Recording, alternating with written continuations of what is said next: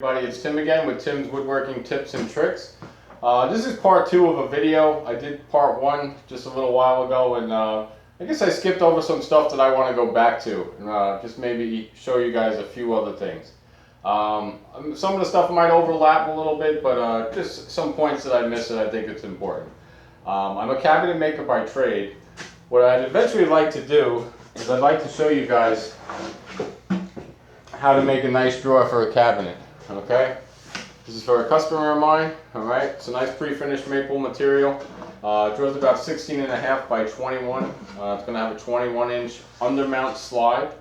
Okay, but I also have another drawer underneath this table that I'm going to show you in a second. But I used biscuits on this drawer, and I used pocket holes on the other drawer. Okay, so now I'm going to show you why. I'm also going to show you the differences, a little bit about setup. Okay. In my other video, I told you guys, on a pre-finished board like this, glue doesn't stick to lacquer, okay? So when you put when you put a biscuit in here, and you go to glue it, when you clamp the two sides together, the only thing that's going to really seal this and keep it tight together is going to be the biscuit. No matter how much you run of glue up the other sides and down the whole seam, the only thing that's going to keep it together is that biscuit, okay? It's not a weak joint, but I would say pocket holes are definitely stronger in that instance, okay? What I did when I made this, even though I used biscuits, let me show you guys, all right? This right here, that is a biscuited joint. I actually have 2 biscuits in there. You might actually still see the setup mark is there. So my biscuit is about here. I know it's 1.5 inches from the top. It's also 1.5 from the bottom, okay? Now, because it's a pre-finished material, what I had to do was, where it overlaps in the corner, I actually sanded down the side, okay? So when I put the joint together, there was no lacquer on that 1/2 inch, all right? The glue was able to hold this drawer together down the whole seam, so it made it extra strong, okay? Normally, I wouldn't do that. This was a very rare instance, okay? The other drawer I'm about to show you, that one has pocket holes in it. The reason why that had to be done, this drawer that I'm building for a customer, is for a lower kitchen cabinet pullout. All right, most of you guys have drawers on the upper half of your cabinet, you pull it out. The difference is you have a face frame, you have a drawer front on the front of this drawer, okay? So you do not care what the front of this drawer looks like, all right? When this goes in the cabinet like this, you are then gonna bolt another piece to the front of it, and that is actually the face of your drawer. This is just the interior, okay? So you could have pocket holes in here, and nobody's going to see them. I'm going to show you that on the other drawer.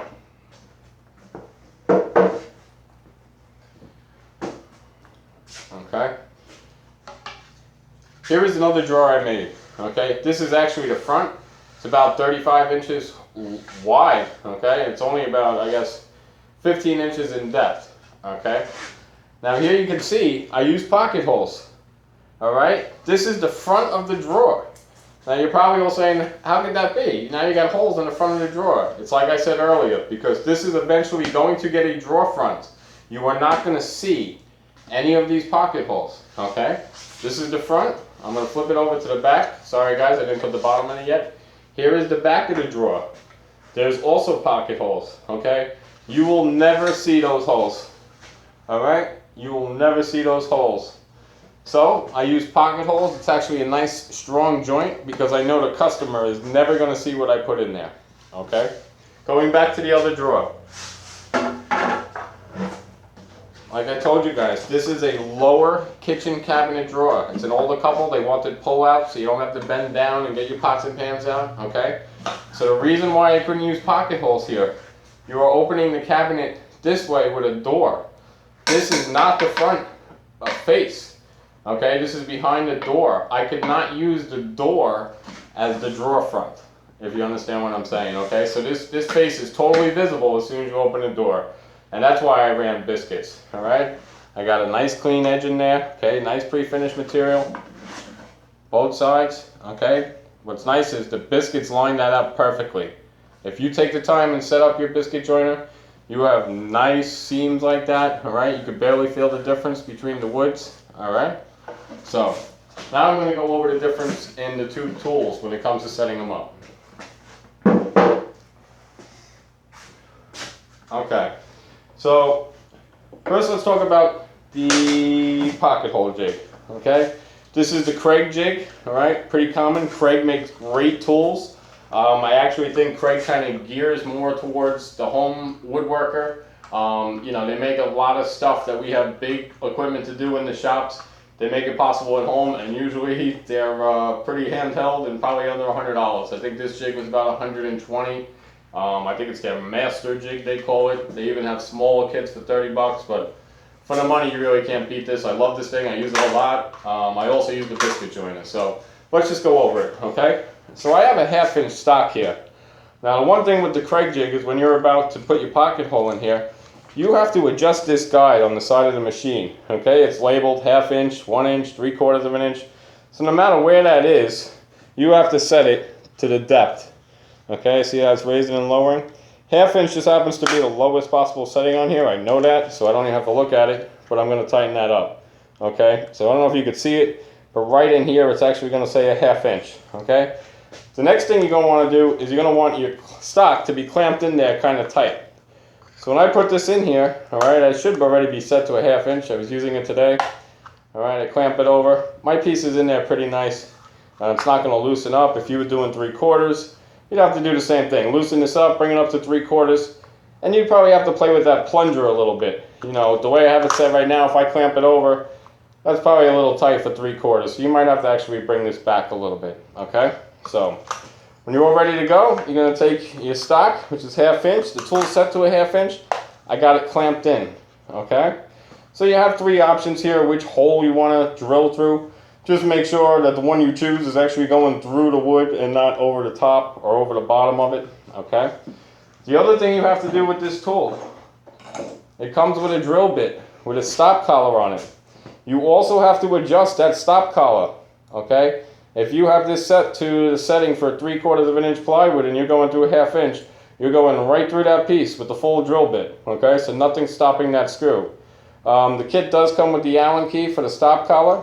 I'm going to show you the jig now, because on the jig is also similar, okay?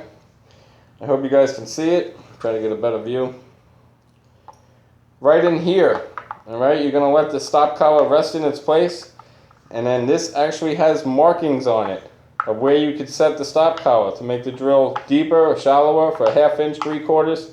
Like I said, I used this today. I already know it's set to a 1/2 inch, so I'm not even going to play with it. All right, but just make sure you adjust both pieces. I've done it. I'm sure tons of guys have done it, that you actually set the 1/2 inch here. You forget to set the stop collar differently, and you go right through the piece. I think it's happened to probably everybody. It's embarrassing, but it is what it is, okay? So, we're going to drill a hole here. All right, got my stop collar set.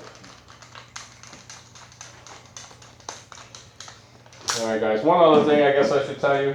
If you buy one of these jigs, take the time actually to clamp it to the table. All right, it actually just kind of holds the piece a little better. You know, vibration is everything when you're doing woodworking, when you're using a router or a table saw. The less vibration you have, the better result you're going to get, hands down.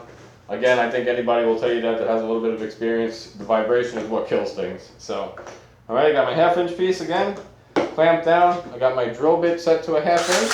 All right, I'm just going to choose to put it in hole B right now.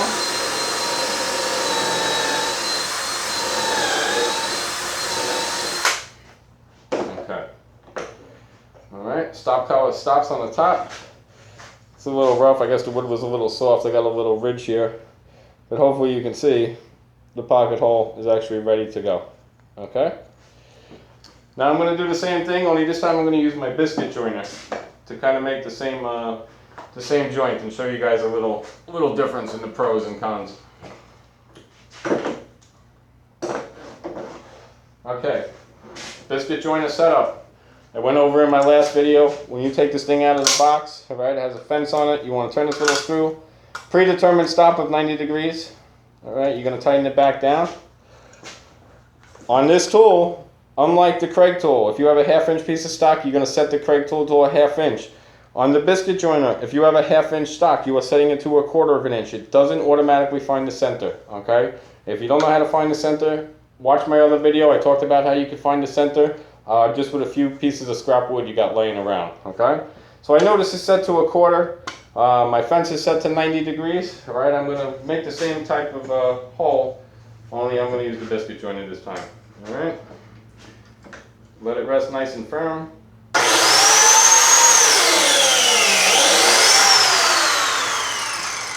Okay. So there we are, guys. I have a pocket hole and I have a biscuit. Jeez, I got it mixed up. I have a pocket hole and I also have a biscuit cut. Okay. Here's the difference. For me to make a 90-degree joint, like I did on those drawers that I showed you earlier, I now have to put the biscuit also on the side of here, right? I want the two pieces to come together 90 degrees, all right? So you need to make 2 cuts, 2 plunges with the biscuit joiner. On the pocket holes, you only need to make 1, all right? Let's just say this was the side of the drawer, this is my front. I'm bringing the 2 together, okay? All I need to do is run the screw through on the one side. It'll keep the 2 tight. You don't need to do nothing to bolt the sides, just the one side, okay? So here's something I want to talk to you about pocket holes. When you're first starting out, and I think it still happens to me sometimes, it happens to a lot of people. When you take the pocket hole and you go to run it down into this piece, and you are trying to make a nice 90-degree snug fit on the outside that you could run your finger down and you don't feel any difference in gaps, okay? Even if you hold those pieces very tight together and you run your pocket hole in there and hold it together, the piece tends to shift. You know, the threads are going a certain way on the screw, so when you put it in, you know, I guess those of us that have a little bit of experience kind of know that that's going to happen, so you kind of want to set it maybe a 1/16 of an inch out. Okay, that's a little more, but you see what I'm saying? And then when you bring the screw in, it'll actually twist and it'll bring the 2 together. So when you have a little bit more experience, you'll get the hang of that, and eventually you'll be able to get a nice flush, you know, you won't even feel the seam in there, okay? But just be prepared for that. Craig does make clamps, I know, that'll go into that pocket hole. It'll hold the other piece, it'll hold it at 90. It won't let this shift. If I had to guess, those clamps are probably $40 through Craig. Are they worth having? Maybe they are. I don't own one. Like I said, I think once you get the hang of it, you can kind of hold the piece and you already counteract for that shift before you even bring the 2 pieces together. So eventually you will get the hang of it, okay?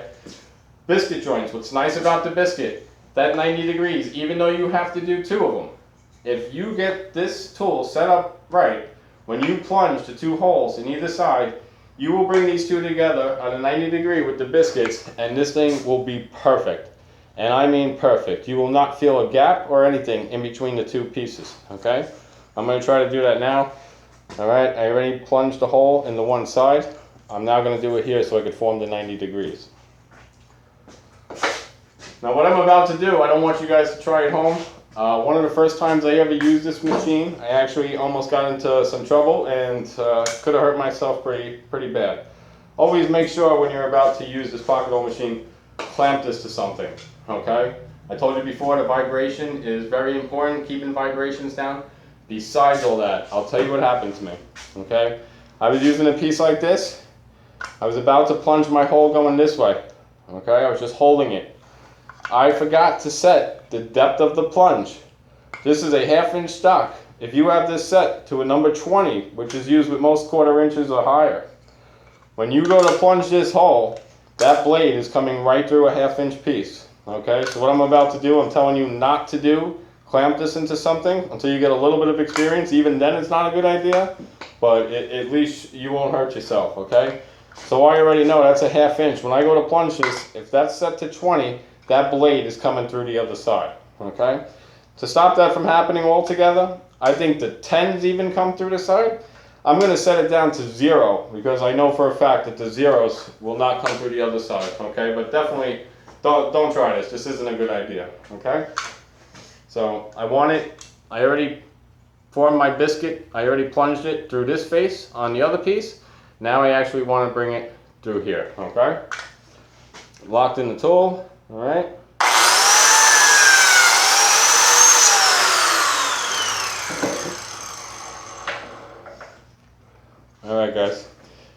So there, okay, I just plunged that in the side. I'm going to grab my other piece that I just plunged a hole for. I'm going to grab a number 10 biscuit. Alright, here's my original piece. Alright, you're going to put the biscuit in the half. Here's the other piece I just plunged. Okay guys, now I didn't center from side to side, okay, but it might be hard to see on the video. This piece is perfectly flush with the other one. I could feel a little difference here, but I know when I clamp it up, that biscuit is a little bit flexible in there, and I am able to bring these two seams together, and you would not even know that that's a joint. That thing is perfect. So, pros and cons to using both machines. Definitely take your time to set this up. It is worth every second. I would rather spend 10 minutes setting this up before I start a project than spending 5 hours afterwards trying to bring seams together and trying to figure out which one's not cut right. And take the time, set this machine up. Both are about the same price, believe it or not. The biscuit cutter, it's about $200 from retail, I guess from Lowe's and Home Depot. The Craig joining thing was about, I'm going to say it was about $120.